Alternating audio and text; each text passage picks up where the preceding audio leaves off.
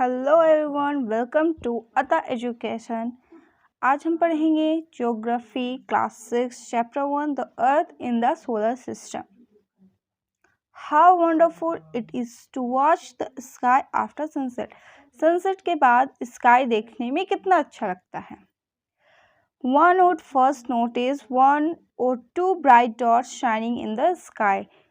Soon you would see the number increasing. Sunset होने के बाद क्या होता है कि आसमान में एक दो छोटे छोटे चमकीले डॉट्स यानी ब्राइट डॉट्स हमें नज़र आने लगते हैं, हमें दिखने लगते हैं। लेकिन जल्द ही क्या होता है, इनकी नंबर ये इंक्रीज होने लगते हैं, यानी कि ये बढ़ने लगते हैं। You can not count them any more, आप इन्हें गिन नहीं सकते हैं क्योंकि ये अनगिनत हो जाते हैं। The whole sky is filled with the teeny shining objects, some are bright, others dim. पूरा आसमान क्या होता है कि शाइनिंग ऑब्जेक्ट्स से भर जाता है, यानी कि चमकीली चीज़ों से भर जाता है। कुछ चमकदार होते हैं और कुछ धुंधले होते हैं, यानी कि some are bright and others dim. It seems as if the sky is studded with diamonds. They all appear to be twinkling, but if you look at them carefully, you will notice that some of them do not twinkle as others do. They simply glow without any flicker, just as the moon shines. अगर आप ध्यान देंगे, अगर आप इन सभी objects को देखेंगे तो आप नोटिस करिएगा कि कुछ चमकते हैं, कुछ टिमटिमाते हैं, यानी कि कुछ ट्विंकल होते हैं और कुछ नहीं होते हैं, सिंपली ग्लो होते हैं। जैसा कि मून शाइन करता है, जैसा कि मून होता है, बस वैसा ही ये डॉट्स होते हैं, ये ऑब्जेक्ट्स होते हैं। कुछ नहीं टिमटिमाते हैं और कुछ टिमटिमाते हैं। Along with these bright objects you may also see the moon on most of the days. It may, however, appear at different times, in different shapes and in different positions. हमेशा जैसे ही ये ब्राइट ऑब्जेक्ट्स होते हैं उसी के साथ चांद भी हमें देखने के लिए मिलता है। लेकिन ज़्यादातर दिनों में क्या होता है कि हर दिन क्या होता है, चांद का अलग टाइमिंग होता है, डिफरेंट टाइम होता है, डिफरेंट शेप होता है। यानी कि अगर आज गोल है तो फिर थोड़ा कम होगा, थोड़ा कम होगा, और डिफरेंट पोजिशंस में भी होता है। You can see full moon only once in about a month's time. आप सिर्फ एक ही बार, महीने में एक बार फुल मून देख सकते हैं, यानी कि पूरा चांद देख सकते हैं। It is full moon night और पूर्णिमा। इसे फुल मून नाइट कहते हैं या फिर पूर्णिमा कहते हैं। ए fortnight later you cannot see it at all. It is a new moon night और अमावस्या। कुछ समय बाद आप चांद को नहीं देख सकते, यानी कि आसमान से चांद गायब हो जाता है। इसे न्यू मून नाइट या फिर अमावस्या कहते हैं। On this day you can watch the night sky best, provided it is a clear night. Do you wonder why can't we see the moon and all those bright teeny objects during day time? क्या आपने कभी सोचा है कि दिन के समय हम चांद या इन ब्राइट टीनी ऑब्जेक्ट्स को क्यों नहीं देख पाते हैं? It is because all these bright objects it is because the very bright light of the sun does not allow to us to see these bright objects of the night. क्योंकि सूरज का इतना ज़्यादा रोशनी होता है, सूरज इतना ब्राइट होता है कि वो बाकी ऑब्जेक्ट्स को छुपा देता है। जो रात में चमकते हैं, जो रात में ऑब्जेक्ट्स चमकते हैं, उन्हें छुपा देता है। The sun, the moon and all those objects shining in the night sky are called celestial bodies. जितनी भी चमकीली चीज़ें होती हैं जो रात में चमकती हैं, उन्हें कहते हैं celestial bodies, यानी कि हिंदी में कहते हैं इसे खगोलीय पिंड। खगोलीय पिंड। Some celestial bodies are very big and hot. कुछ सेलेस्टियल बॉडीज क्या होती है, बहुत बड़े होते हैं और गर्म होते हैं। They are made up of gases, ये गैसों से बने होते हैं। They have their own heat and light, इनके अपने उष्मा और प्रकाश होता है, यानी कि इनका अपना गर्मी होता है और इनके पास अपना लाइट होता है। विच दे इमिट इन लार्ज अमाउंट, जो ये बहुत बड़ी मात्रा में इन्हें विस्तृत करते हैं। These celestial bodies are called stars. The sun is a star. In celestial bodies को कहते हैं हम stars। यही celestial bodies कहलाते हैं स्टार की। और the sun is a star, सूरज भी एक तारा है। क्यों?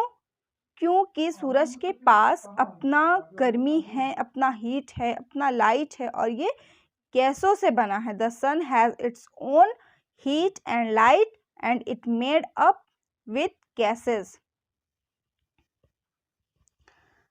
Countless twinkling stars in the night sky are similar to the sun, but we do not feel their heat or light, and they are look so tiny because they are very very far from us.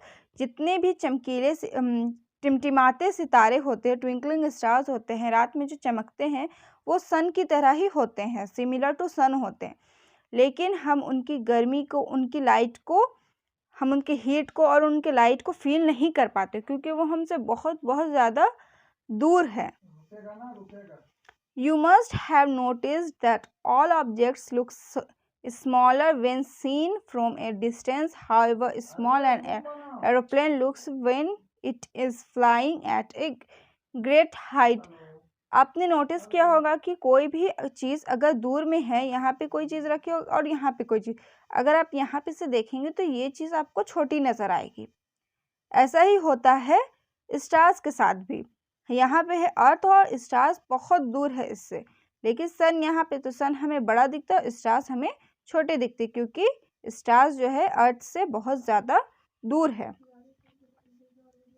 While watching the night sky, you may notice various patterns formed by different groups of stars. अपने रात में जब आसमान की तरफ आप देखते हो रात में, तो आपने नोटिस किया होगा कि सितारे जो है, स्टार्स जो है, कुछ पैटर्न फॉर्म कर रहे हैं। जैसे यहाँ कुछ पैटर्न फॉर्म करते हैं, जैसे कि कुछ कलछा जैसा बन जाता है, इस तरह से कुछ बन जाता है, या फिर और भी कुछ शेप ले लेते हैं।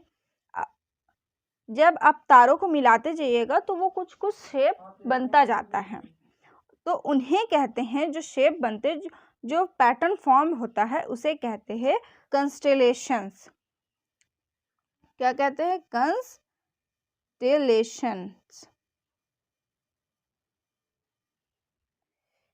Ursa Major or Big Bear is one such constellation. One of the most easily recognizable constellation is the Saptarishi.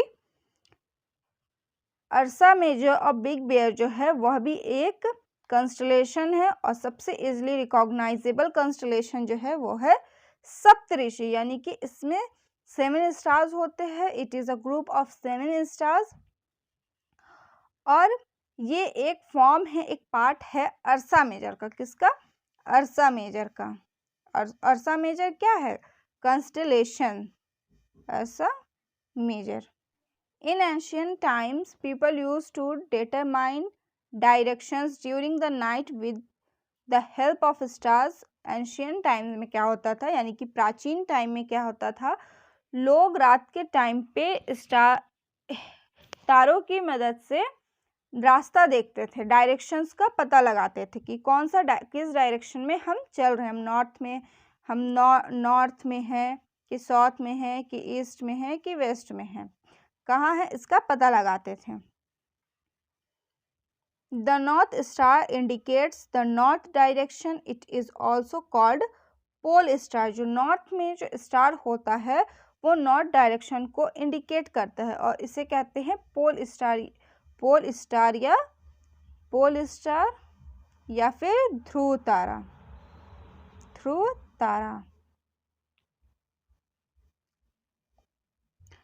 It always remains in the same position in the sky, ये हमेशा एक ही पोजिशन पे होता है आसमान में। We can locate the position of the pole star with the help of the Saptarishi, Saptarishi की मदद से हम पोल स्टार का पता लगा सकते हैं। जैसे यहाँ पे है, यहाँ पे सप्तऋषि है, ये है सप्तऋषि 1 2 3 4 5 6 7, ये 7 स्टार्स है, ग्रुप ऑफ 7 स्टार्स है, ये है सप्तऋषि। और इसकी हेल्प से हम पोल स्टार का पता लगा सकते। कैसे? अगर हम इसके पॉइंटर स्टार से अगर हम एक लाइन खींचे, अगर यहाँ से ये इसका पॉइंटर स्टार है, अगर यहाँ से हम एक लाइन खींचेंगे तो वो जाकर लाइन मिलेगी नॉर्थ स्टार में, और वही नॉर्थ स्टार है pole star.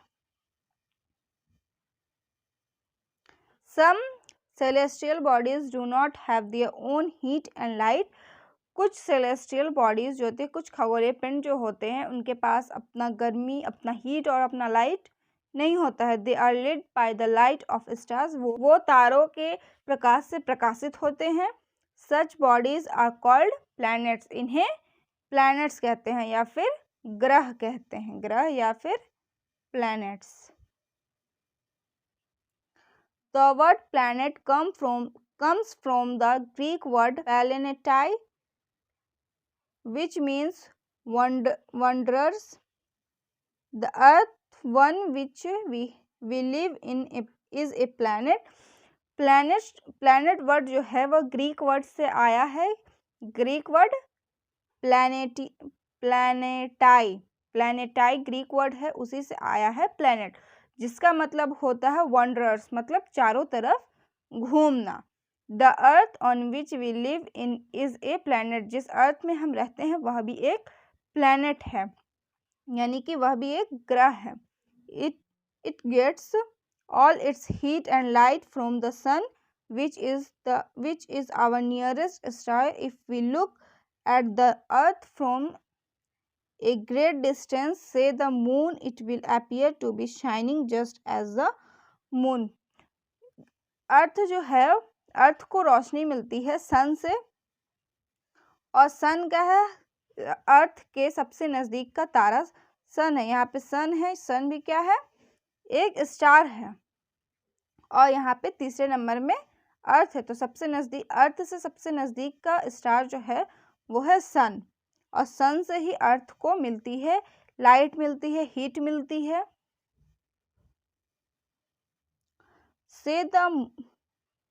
If we look at the earth from a great distance, say the moon, it will appear to be shining just as the moon. The moon that we see in the sky is a satellite. It is a companion of our earth and moves round it like our earth. There are 7 other planets that get heat and light from the sun. Some of them have their moons too. चांद क्या है, moon क्या है, वो अर्थ का satellite है, और ये अर्थ के चारों ओर चक्कर लगाता है, चारों ओर मूव करता है।